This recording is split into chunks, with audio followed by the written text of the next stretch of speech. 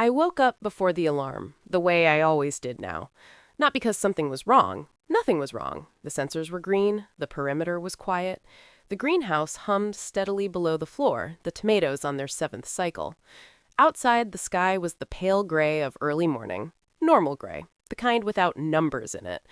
And near the eastern wall, my father was already talking to the chickens in the low, patient voice he used when he thought no one could hear him. I lay in bed for 30 seconds and let myself feel it. The quiet, the safety, the particular weight of waking up and not needing to be afraid. Then I got up, washed my face, tied my hair back, and put on my boots. 6 months since the flood. 6 months of the runs, the greenhouse checks, the trading, the building. 6 months of waking up and the world still being here. Every morning still carried a small moment of surprise. A quiet disbelief that I had made it to another one. "Internet signal came back," my mother said from the stove. She was looking at me now, the spoon still in her hand. Her expression was the one she wore when she had already decided something was important, but wanted to give me the space to decide it for myself. "Since when?" 20 minutes ago. Your father's checking the router." I set down my mug. The internet, when it came back, was nothing like I remembered. I sat at the kitchen table with the laptop open, signal weak but steady, and scrolled through what was left of the world's voice. Forums, emergency broadcasts, survivor network boards pieced together by whoever still had a generator and a satellite dish. No governments, no journalists, just people writing into the dark, hoping someone would read it. Most of what I found was horror. I breathed, let it settle rather than drown me. Filed it. The apocalypse had not killed human cruelty, it had fed it. One thread stopped me before I found Zara's story. It was on a board called Sector Watch, posted by someone called Grid Runner 7, who wrote with the clipped urgency of a soldier. Subject line, "Something different in the eastern ruins, not like the others." His scouting group had found the remains of a small survivor camp, not destroyed the way a horde usually destroys things, frantic and random, but methodically. The defenses had been taken apart in sequence, weakest point first, as though whatever attacked it had assessed the layout and made a plan. 3 survivors said the zombies hadn't moved like zombies. They had waited, circled, let the defenders wear themselves out on the outer wave before the inner wall fell. Like something was directing them. One survivor had seen it from a rooftop. A single figure, completely still, not feeding, not moving with the horde, just watching, the way a general watches from high ground. Grid Runner 7's final line, "I don't know what it is. I know it's not random anymore. Stay away from the eastern corridor." I filed it carefully in the part of my mind where I kept things without categories yet. Then I found the post about Zara. A man named Cole had written it on a survivor network called Dawn Board 4 days ago. The subject line, "What happened at Dawn Base? The truth. All of it." I read it twice. Then I looked at the ceiling for a long moment. Dawn Base had started well. 300 survivors in a coastal warehouse district, organized by a man named Garrett with military training and a gift for making people believe he was the only reason they were alive. For 2 months it worked.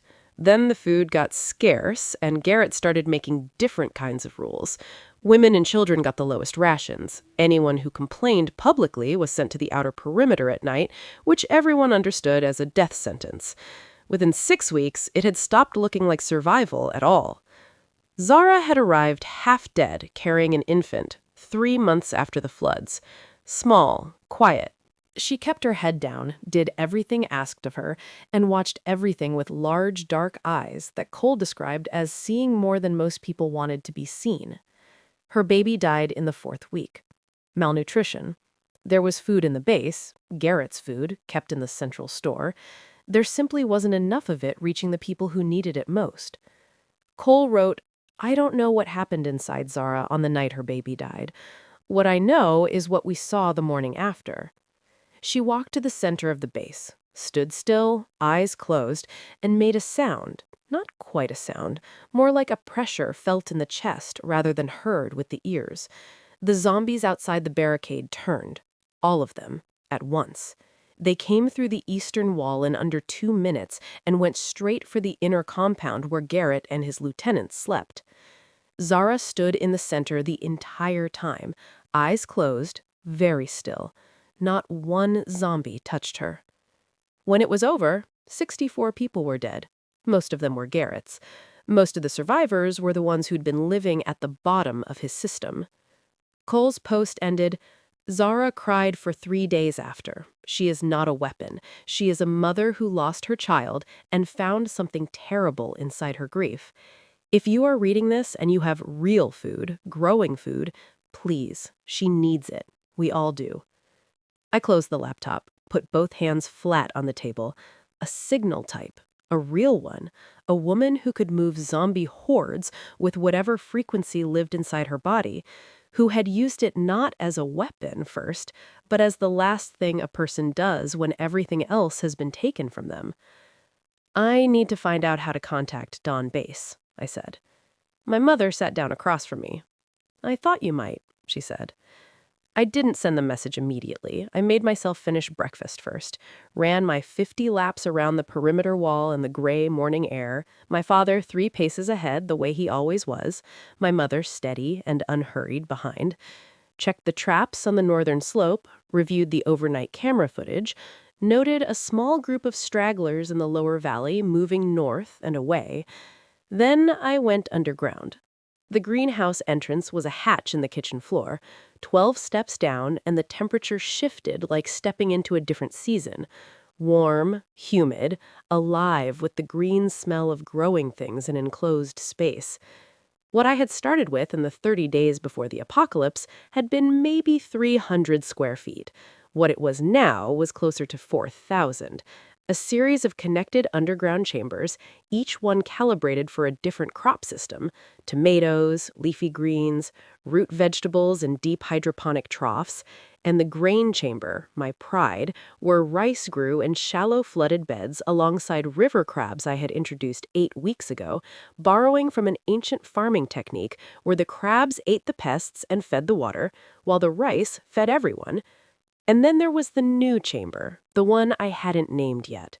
The soil in it was mixed with the fine gray sediment the flood had deposited from the valley below, from the places where people had died and been carried by the water.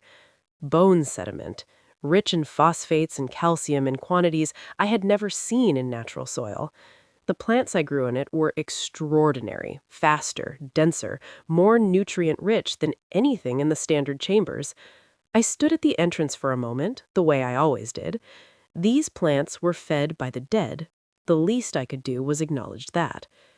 The rice seedlings were 3 weeks old, but growing like 5. Dense white roots, clear water in the troughs.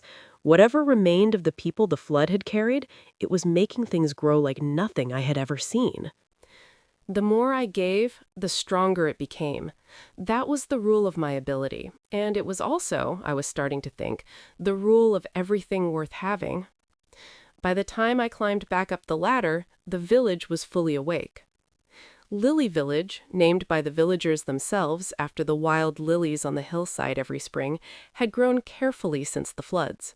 We did not invite people in without thought. But the people who had come over the months had added something more valuable than any supply: knowledge I didn't have.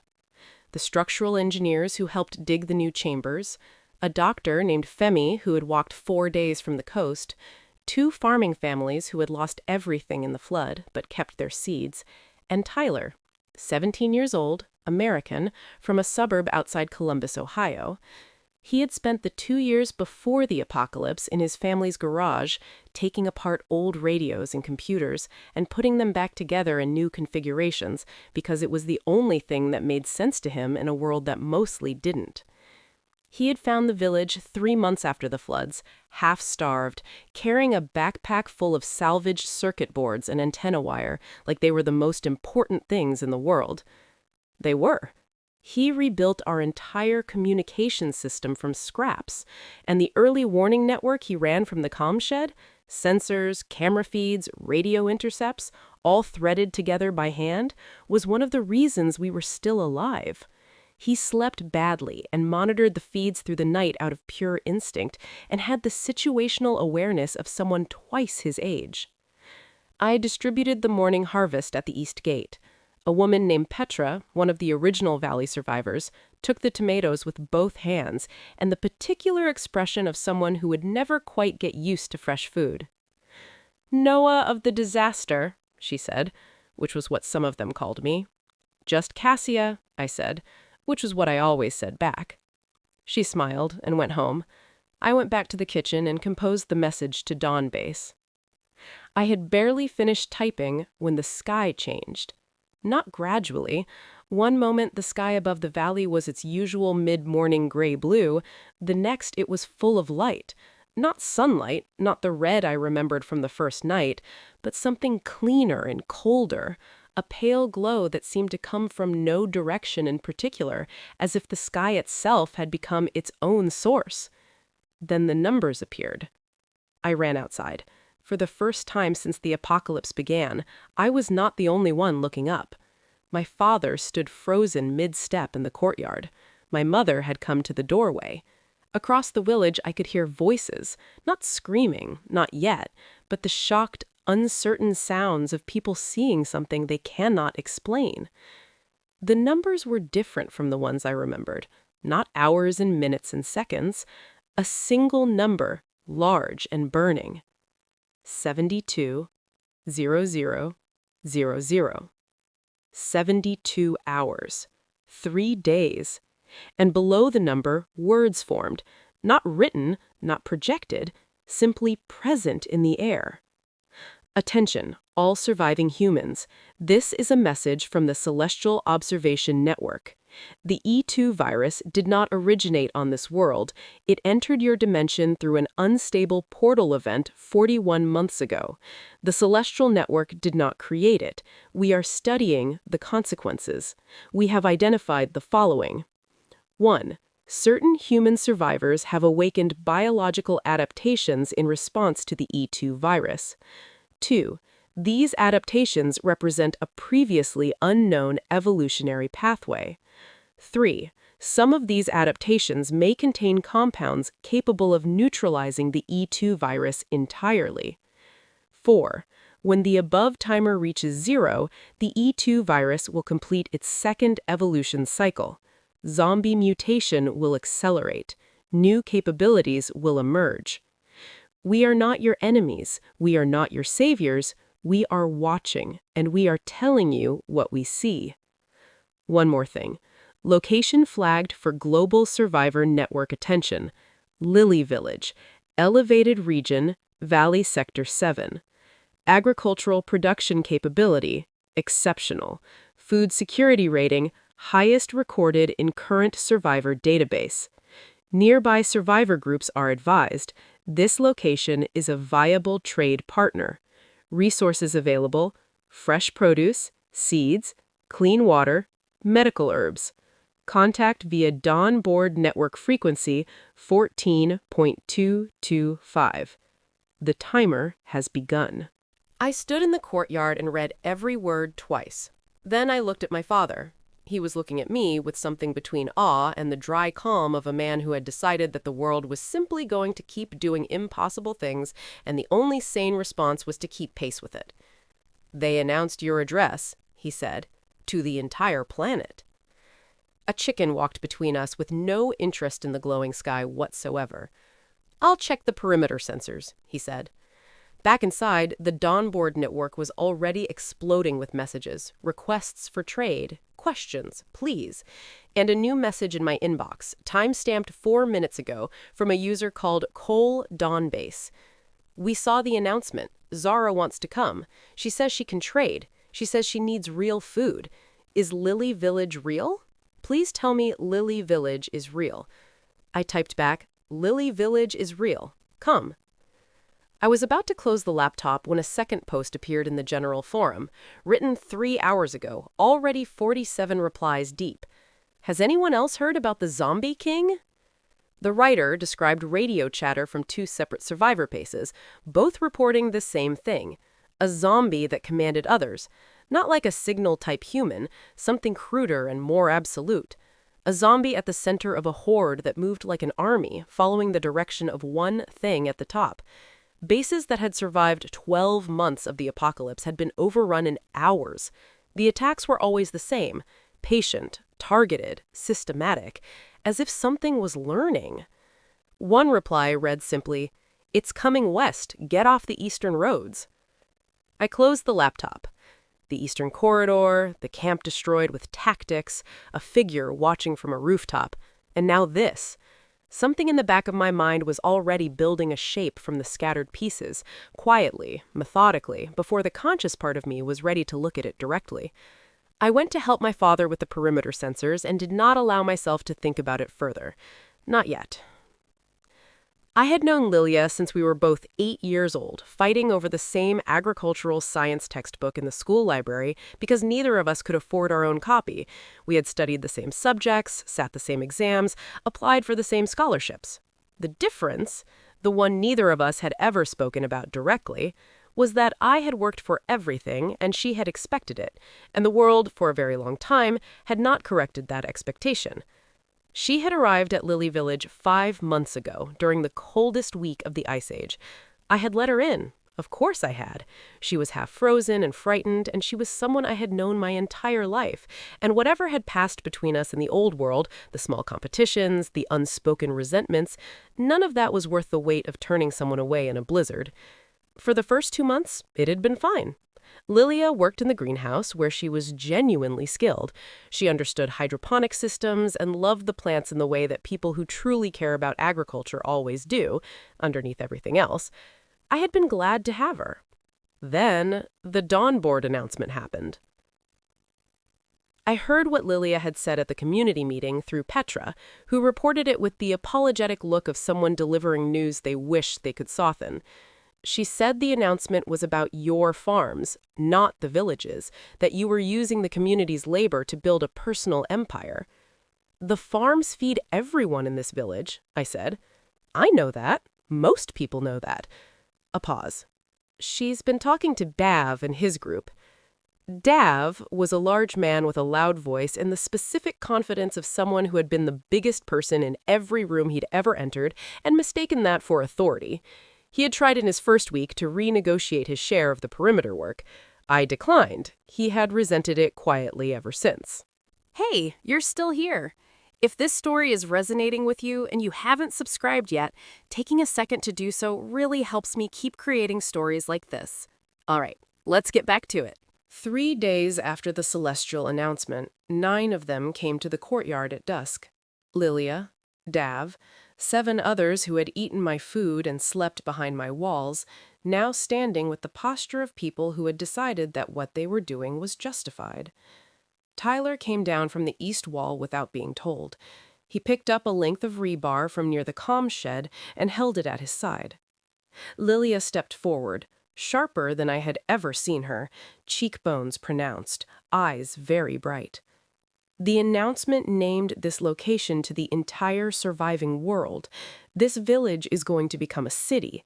A city shouldn't be run by one person. "I don't run the village," I said. "You control the food supply. In a world without food, that's the same thing. The farms are open to everyone who works them. The seeds are shared. The harvest is distributed. That has not changed." I kept my voice level. "If you want a role in how decisions are made here, there is a village council. You are eligible to stand for it. I will support that."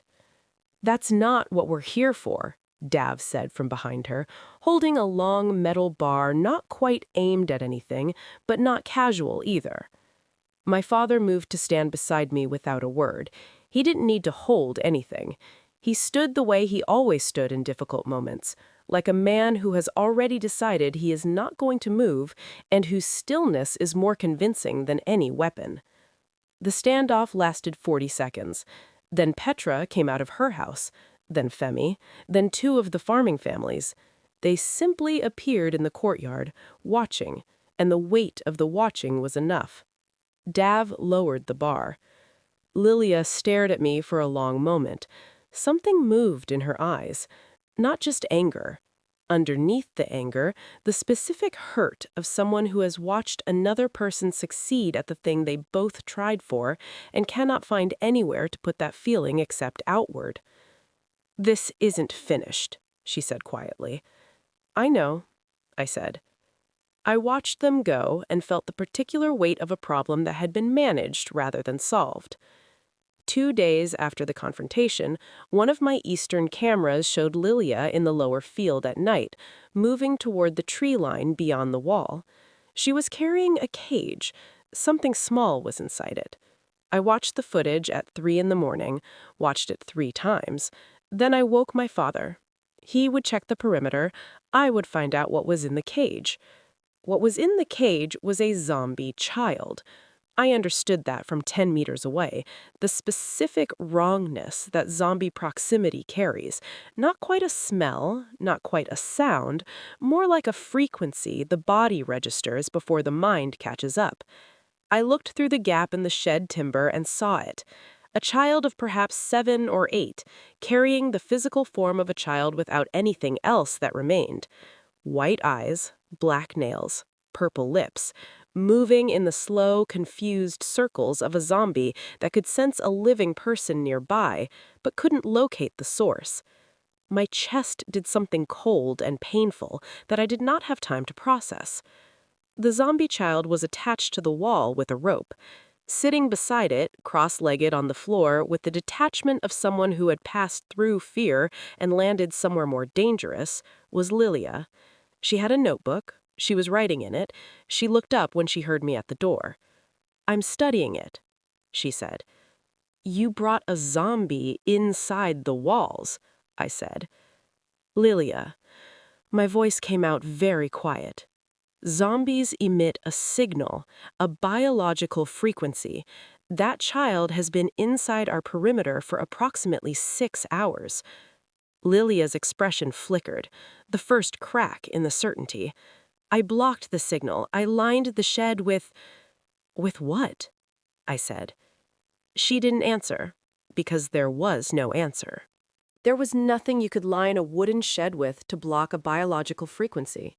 She had known that when she brought the creature inside and had chosen to believe her experiment mattered more. "Come out of there," I said. "Now! Leave the notebook." She came out. I chained the door. We walked back to the courtyard in silence, and I had the sensor panel open on my phone before we arrived. The eastern perimeter reading was already changing. The first sensor tripped at 6:14 a.m. By 6:20, 17 sensors along the eastern and northern perimeter were showing movement. By 6:25, I was on the wall with my father, and the sight below us made the scale immediately clear. The valley road was full of them. Not the stragglers I had watched in the months after the floods, disorganized, slow-moving, thinning. These were different, moving with direction and density, funneled toward the hill by the signal broadcasting from Lilia's shed. 6 hours of exposure, 6 hours of a zombie child transmitting from inside our walls. I stopped counting at 200. There were more behind them. "How long do we have?" my father asked. His voice was steady, not the absence of fear, but the presence of a decision not to let fear do the thinking. 40 minutes before the front line reaches the wall base, maybe less. The walls will hold for a while, not against this number indefinitely. I was already calculating. We need to eliminate the signal source. That means the shed. And we need— I stopped. The village alarm was sounding now. The bell Tyler had rigged to the perimeter system, clanging from the central post, and people were pouring out of their houses. Some calm, most not. And in the courtyard chaos, Dav had appeared with his people, armed, with the expression of a man who has decided a disaster is an opportunity. "Open the gate!" Dav shouted. "We need to get out!" "The eastern road is full of zombies," I said clearly. "If you open that gate, you walk directly into them." "This is your fault!" It was the shed. "Everyone who can hold a weapon, on the walls now. The walls hold. Nobody opens the gate." Most moved. Dav's group held their position at the gate, arguing in voices I no longer had time to manage. I made a decision I had been avoiding for 3 days. "Tyler," I said, "lock the interior gate." Tyler looked at me, looked at Dav's group, understood that I was separating them from the main courtyard, containing them in the outer yard rather than letting them compromise the defense from inside. He went and locked the gate. Dav shouted. I had already turned back to the wall. The next 20 minutes were the kind of time that compresses and expands in ways that make no sense afterward. The village defense, 12 adults trained through the winter months, was distributed along all 4 walls. The zombies were at the base of the hill, beginning to climb. They were faster than the ones we had fought 6 months ago. Marginally, but measurably, the E2 evolution the Celestials had warned about was already showing at the edges. Small improvements in coordination, in climbing, in the way they tracked multiple targets at once. I filed it as I fought. Information was never wasted. The wall held through the first wave. The second was harder. The third wave reached the top of the eastern section, and I went into close combat, the pipe familiar in my hands, movements automatic from training. I was not afraid, because I had done this before, and because fear would make me slower, and I could not afford to be slower. But there were too many. We were holding, but tiring. The slope below the wall was still full, and the 40-minute window I had given us was nearly gone. Then, the sound changed. Not a sound exactly, a pressure, felt in the chest rather than the ears, a frequency that arrived before any conscious recognition of it. Low. Subsonic. Something that made the air feel thick and strange. The zombies at the base of the wall stopped climbing. All of them, simultaneously, heads tilting, orienting to something new. I looked toward the south road. A woman was walking up it. Zara was smaller than I had expected from the weight of what Cole's post had described.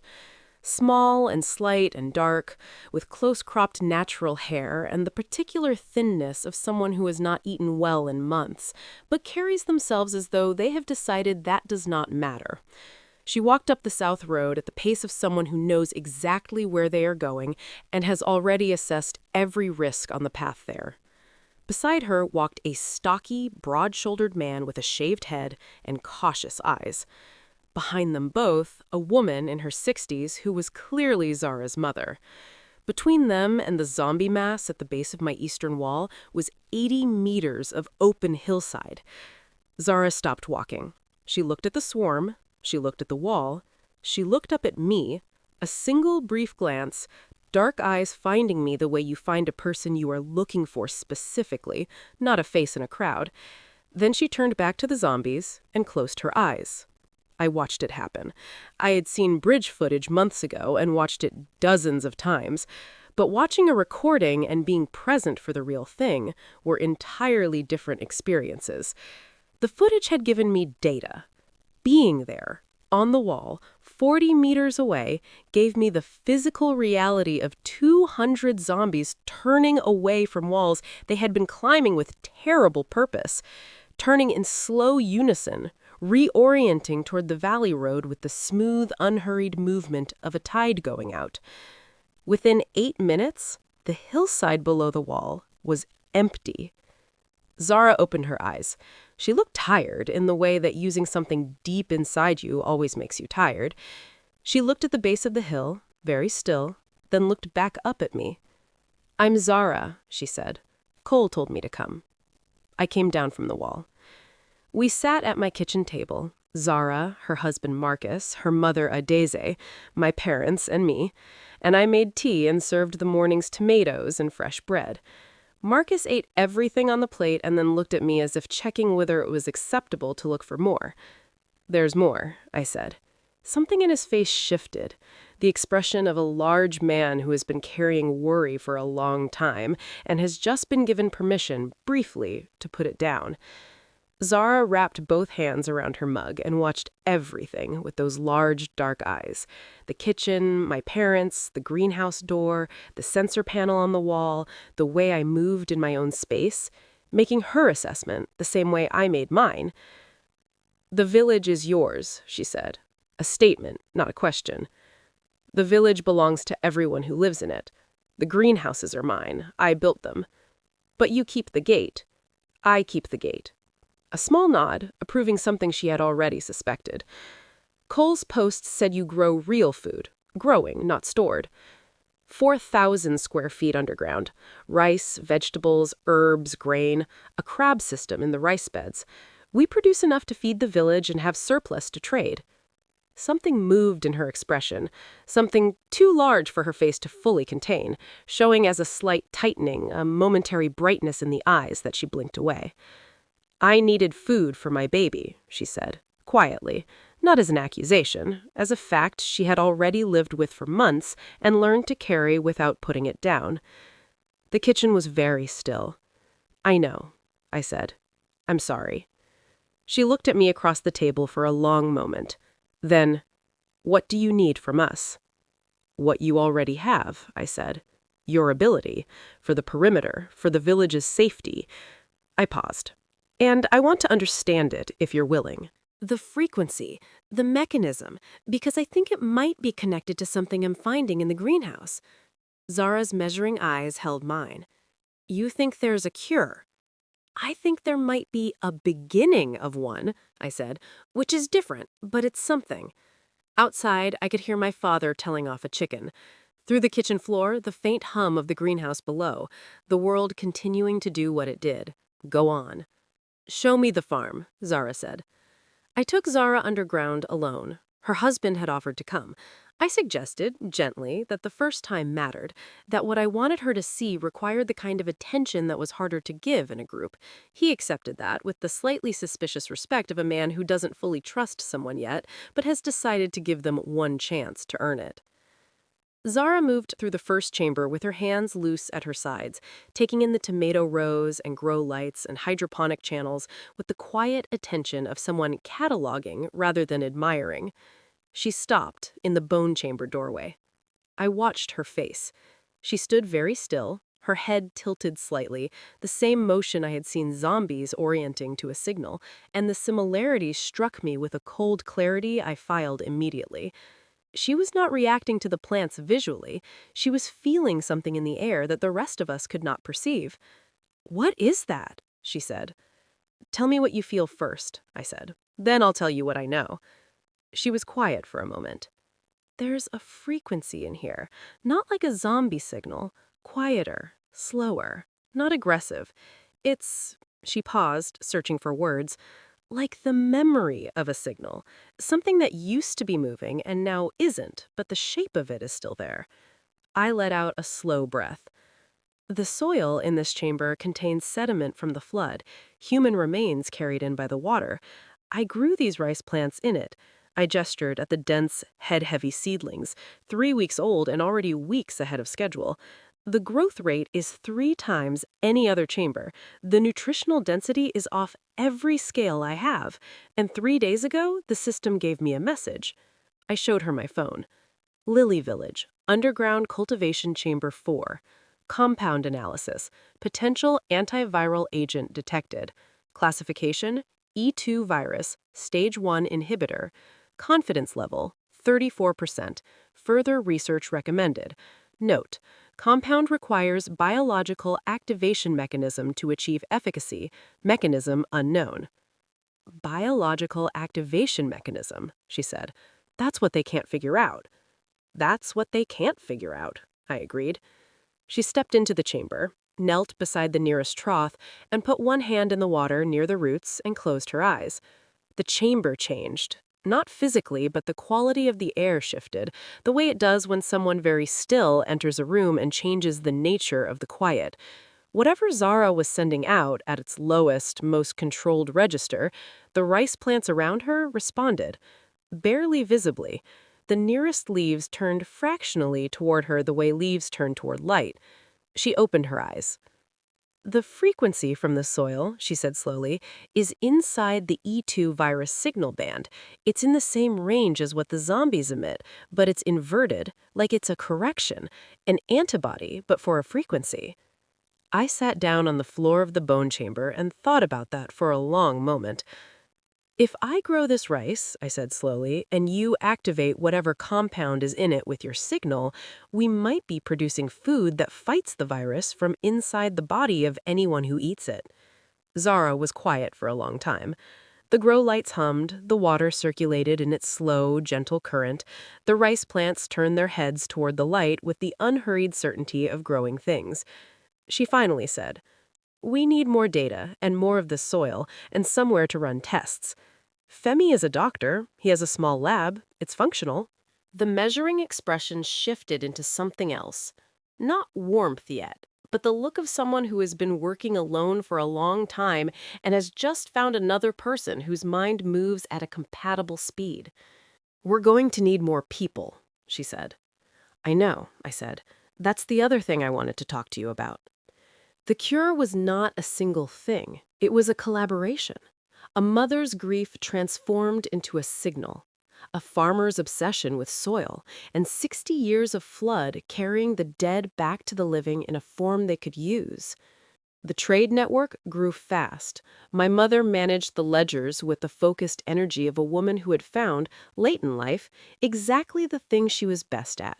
Within 2 weeks of the celestial announcement, she had active agreements with 11 survivor groups.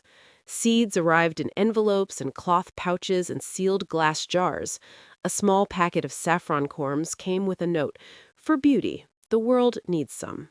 I planted everything. The seed archive was growing into something extraordinary, the most valuable collection in the New World, someone called it on Dawnboard. I thought of it as insurance, the deep root system beneath everything we were building, the thing that would survive even if everything above ground did not. Which meant, of course, that other people wanted it. The camera alert came at 2:14 a.m. 4 figures, human-shaped, armed, carrying empty packs, moving up the south slope with the deliberateness of people who do not want to be heard. I woke Marcus first, then my father. Tyler was already at the comms desk. He slept badly and watched the feeds on instinct, and had the camera feed up before I asked. "Base Korova," Marcus said quietly. "Alden's people. They've been watching us for a week. We passed through their territory on the way here. They took our medical supplies and called it a toll." His jaw was very still. "They asked Zara to stay, said she'd be useful." "Zara's asleep," I said. "Let her sleep." He was already moving toward the door, picking up the rebar he kept beside it. "This one's mine." "Marcus," he stopped. "No killing. Not unless there's no other choice. We don't know how many more are on the road." He nodded once and went out. What happened in the next 12 minutes, I watched on the camera feed. Marcus came over the south wall with a speed and silence that reminded me he had been something in the old world that he had not volunteered and I had not asked about. 3 of the intruders ran. The 4th sat on the slope and talked. He was perhaps 19. He sat at my kitchen table an hour later, hands wrapped around a mug my mother had made without being asked, and told me about Base Korova. 200 people, a leader named Alden, who was good at taking resources, not producing them. Base Korova consumed. It did not grow. When smaller groups ran out, it looked for larger targets. He saw the announcement, your seed collection. He says whoever controls the seeds controls the next 10 years. He sent us to take a sample. He said you'd never notice a few packets. "How many people in your group wanted to be here tonight?" He looked up surprised by the question. "None of us." He picks people and tells them it's an assignment.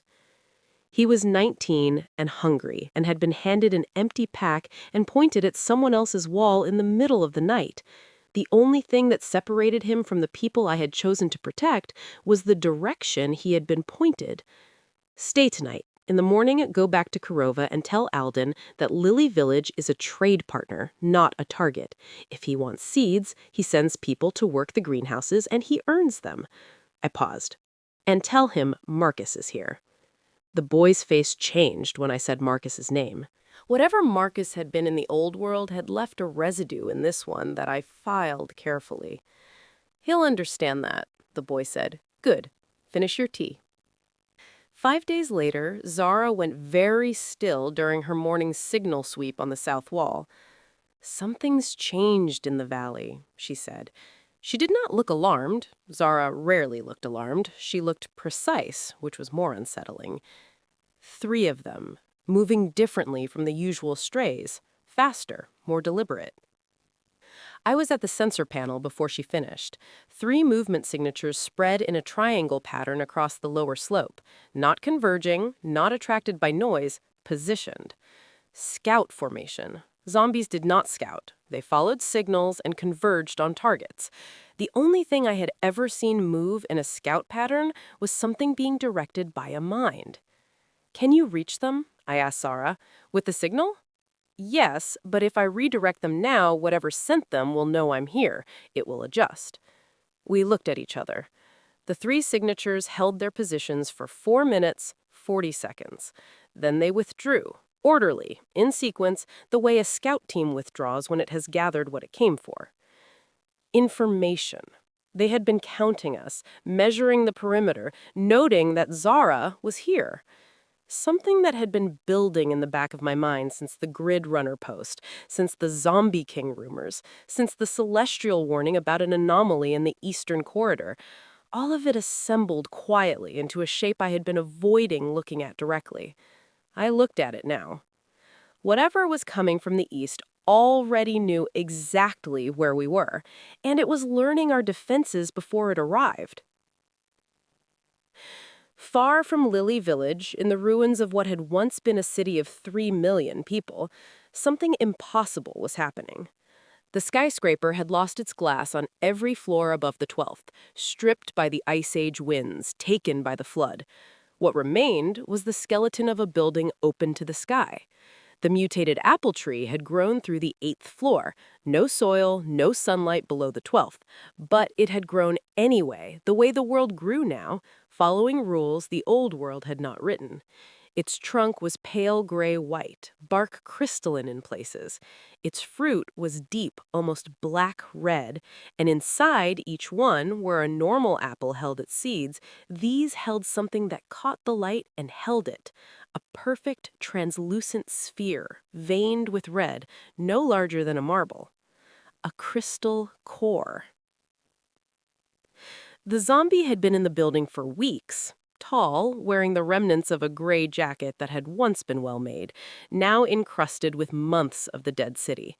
White eyes, black nails. Moving in the slow, purposeless circles of a zombie that had lost the signal it was following. On a Tuesday evening, it reached up and took a fruit from the mutated apple tree. It ate the fruit because it was hungry, not because eating was a pattern burned into its body before it had become what it was, and the pattern sometimes fired without reason, the ghost of a life still twitching in the muscle memory.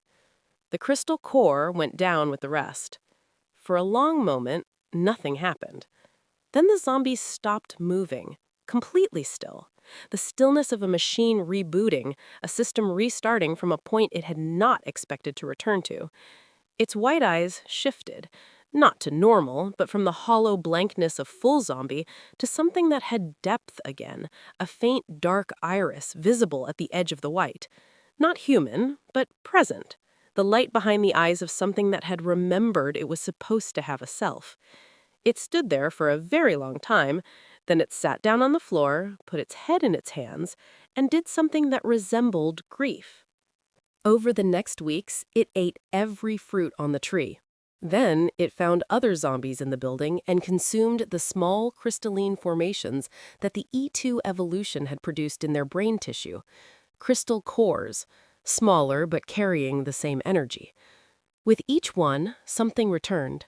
Language first, then memory in fragments, a city apartment, a blue jacket bought in winter, a woman's voice saying his name in a tone he had not deserved, the smell of a kitchen, the sound of a door being locked from outside, then the memories he would rather not have had back, what he had done with the bag of supplies, the sound of impact in a hallway, a woman pressed against a wall, a look on a face he had given himself permission to stop seeing. He still remembered the sound of her hitting the pavement. He sat with those memories for days. The guilt was there, he could feel its weight and shape, But the E2 virus had changed the way he processed emotion. He could identify guilt without being controlled by it, like a smell through a closed window. What he sat with most was the thing underneath the guilt. Older, more fundamental.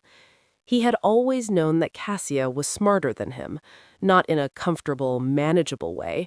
She was smarter the way a person who understands the full shape of a problem is smarter than someone who only sees the surface. She had always been 2 steps ahead, looking at situations with a clarity that he had spent 2 years of their relationship trying to either match or destroy, because he could not stand being the person in the room who understood the least.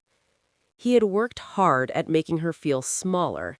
He had been good at it, finding the moments when her certainty wavered, pressing into those moments with the quiet efficiency of someone who knew that the fastest way to feel powerful was to make the person next to you feel less so. And still, she had been right about everything. He had left her in the street with nothing. She had built a fortress.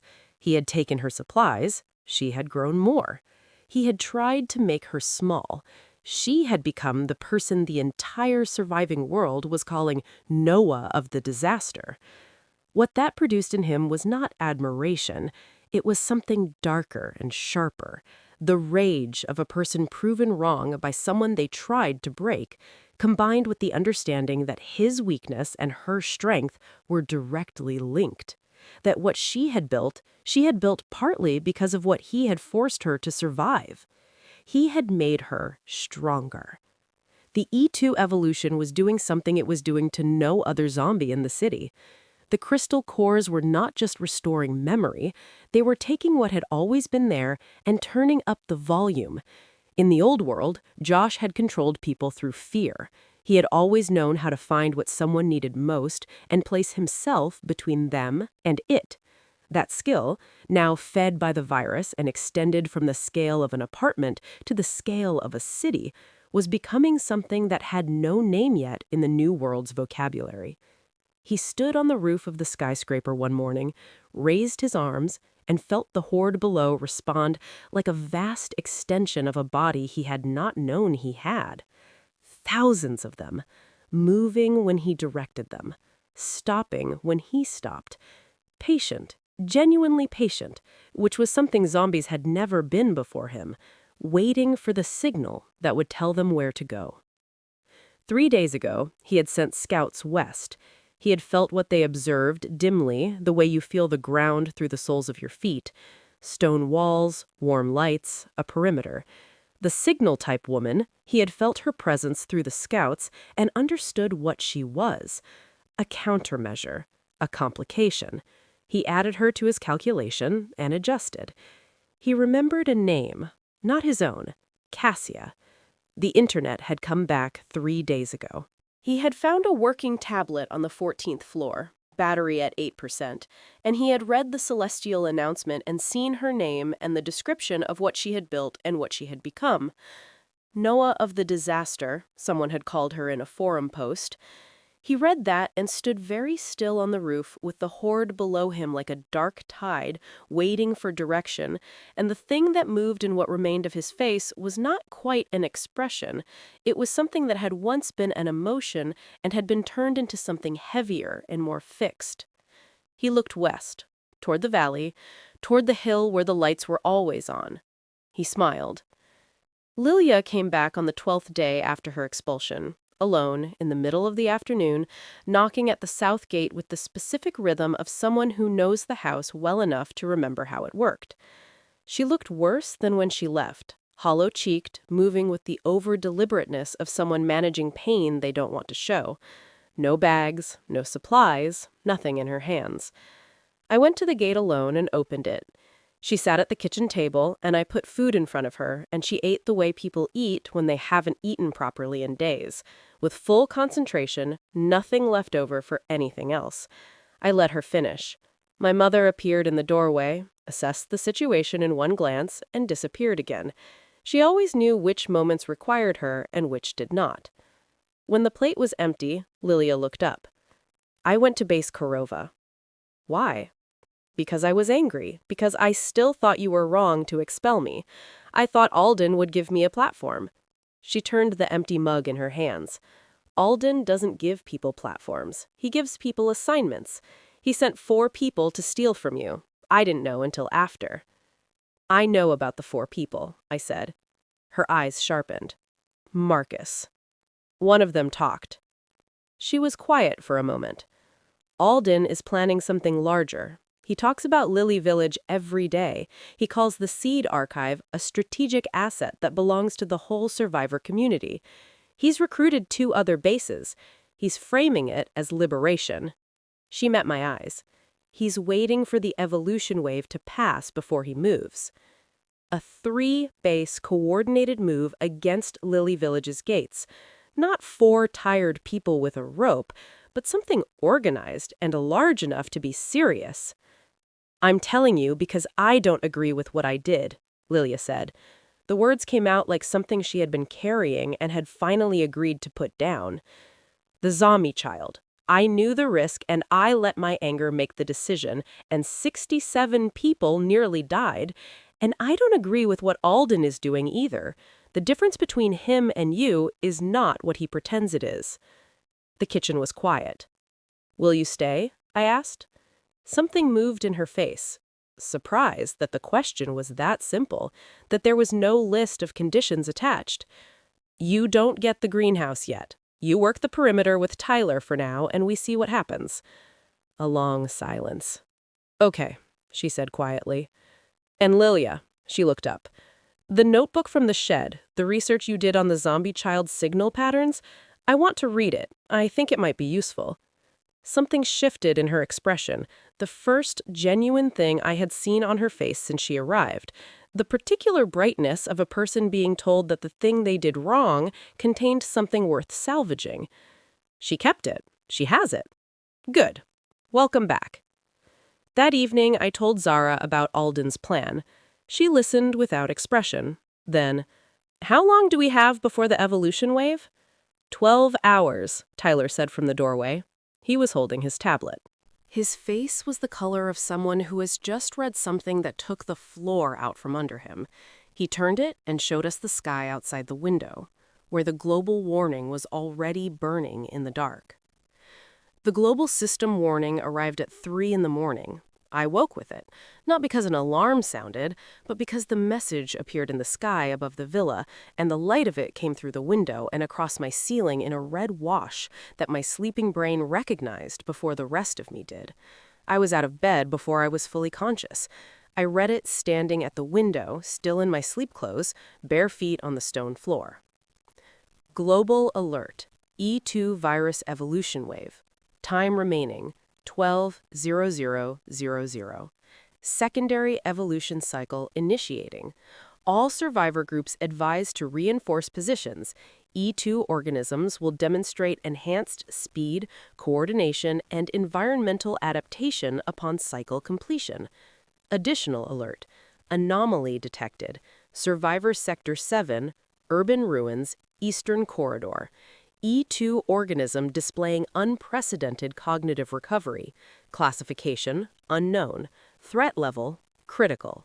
This organism has demonstrated horde control capabilities exceeding any previously recorded signal type ability. It is moving, direction, west. I read it twice. Then I read the last 3 lines again. Horde control, signal type capability, moving west. Everything in Lily Village was west of the Eastern Corridor ruins. I stood at the window for a long moment. The night was quiet. The sensors were green.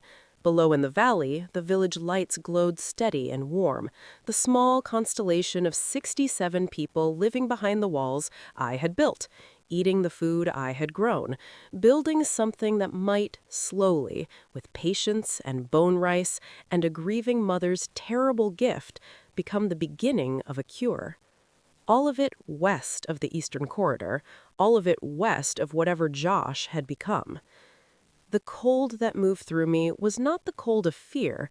I had been afraid before, felt it in a dead-end alley with nothing in my hands and nowhere to go, and I knew its particular texture. This was different. This was the cold of recognition, not a mindless horde, not a random mutation, something that remembered her. Something with reasons, with history, with the specific grievance of a person who had felt overshadowed and had turned that feeling into the largest possible threat to the thing that made him feel that way. I pressed my hand flat against the cold window glass, felt the stone of the house behind me, the hum from the greenhouse below my feet, the distant sound of my father breathing steadily from the next room, the sleep of a man who trusted the walls his daughter had built. A soft footstep in the corridor. Then Zara appeared in the doorway, holding a mug. She had made tea. She handed it to me without speaking, one of the things I had come to understand about her. She communicated through action, not words. Making tea at 3 a.m. and bringing it to the window where the red sky alert was burning was a precise and generous thing to do. We stood at the window together. "You know who it is," she said. Not a question. Yes. Someone from before. Yes. Is he coming because of the village, the announcement? I thought about that, honestly. About Josh, the fear underneath everything he did, the control that fear required, the way the apocalypse had stripped everything away except the worst patterns of who he had always been. "He's coming because of me," I said. Zara absorbed that quietly, without the kind of reaction that required managing. Then we prepare. I turned from the window. The red sky alert pulsed above the village, counting down. 12 hours. One evolved horde coming from the east, one enemy who had been a person I knew, carrying everything that made it personal and therefore more dangerous than any random catastrophe. I had 30 days once and wasted them. I had 12 hours now. I would not waste a single one. I set down the mug. I tied my hair back. I opened my phone to the village communication channel. "Wake everyone up," I said.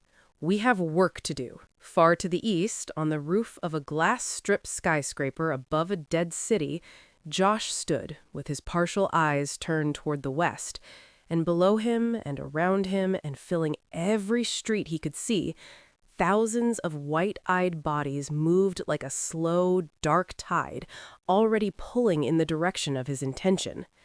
He did not rush. He had learned in the weeks of his partial return that the horde moved best when he was calm, when he was still, when the signal he sent out was steady and clear rather than agitated.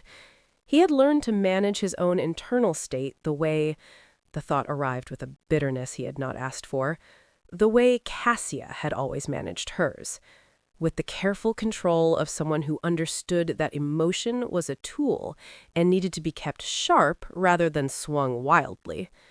He had 12 hours. He had thousands of them. He had her name and her location, and the memory of her face in that hallway, the steadiness of it, the refusal to fall apart in front of him, and the knowledge that she had taken everything he tried to take from her and built something extraordinary with it. He looked west and smiled, and the smile was the most human thing about him, and also the most terrible, because it remembered exactly what it was doing and did it anyway. At Lily Village, far away, standing at a window in the dark, with a mug of tea going cold in her hands, and 67 people sleeping behind walls she had built with everything she had, Cassia felt it. Not a sensor alert, not data of any kind, something older than data, and more honest, the deep, certain feeling of being in the sights of something that knows your name. For the first time since the apocalypse began, she felt that something intelligent was hunting her. She stood very still with the feeling, let it come in rather than pushing it away. Fear was information. This particular fear was telling her something precise and important, that the next 12 hours were going to be unlike anything she had faced before, because everything before this had been catastrophe, random, massive, indiscriminate. This was not catastrophe. This was personal. She breathed, set the mug down, turned to Zara. "He has thousands of them, and 12 hours, and he knows exactly where we are." Zara's dark eyes were steady. "So do we," she said. Cassia looked at her for a moment. Then, despite everything, she almost smiled. "Yes," she said. "We do." She picked up her phone. She began to plan. She had survived the end of the world. She had built something worth protecting. Now, something that remembered her name was coming. And this time, she was not alone. If you enjoyed this story, let me know your thoughts in the comments. I read every single one. Don't forget to like the video, share it with someone who loves dark fantasy, and subscribe for more zombie, horror, and revenge stories. I'll see you in the next nightmare.